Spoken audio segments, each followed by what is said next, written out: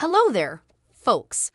Today on Delicious Recipes, we're diving headfirst into the realm of starchy misadventures with a video that's garnered a whopping 8 million views. Buckle up, because we're about to dissect this crispy catastrophe of a recipe. Our brave cook starts with 3-4 potatoes, 600 or 700 gram, or as I like to call it, the carb-loaded Everest. He then proceeds to slice these poor tubers into what can only be described as potato planks. No fancy knife skills here, folks. It's a culinary massacre. Then he proceeds to drown these potato slices in water to remove the starch. Now, every top chef knows that starch is the secret ingredient to super crispy dishes. It's like taking the fun out of a party, really. But hey, who am I to judge? We're only cooking here, not trying to rewrite the laws of physics.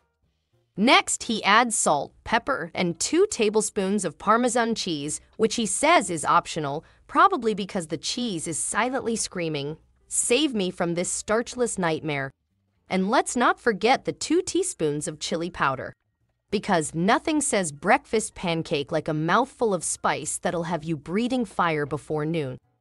He then adds a whopping 6 tablespoons of potato starch, presumably to replace the starch he just washed away. It's like robbing a bank and then trying to deposit the money back into the same bank. You can't make this stuff up, folks.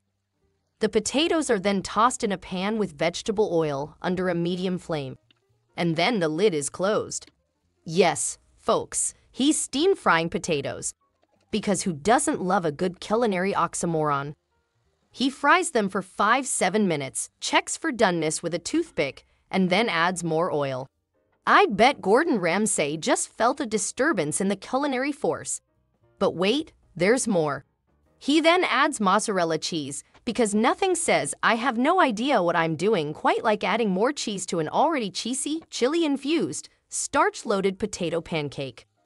After a few more flips, oil additions, and enough crisp exclamations to make a bag of chips blush, he finally presents the final dish, super crispy potato pancakes with mozzarella. It's like a soggy starch fiesta on a plate. And his advice to omit the Parmesan if adding mozzarella is like closing the barn door after the horse has bolted. Finally, he cuts it into smaller pieces, revealing several layers of what can only be described as potato lasagna.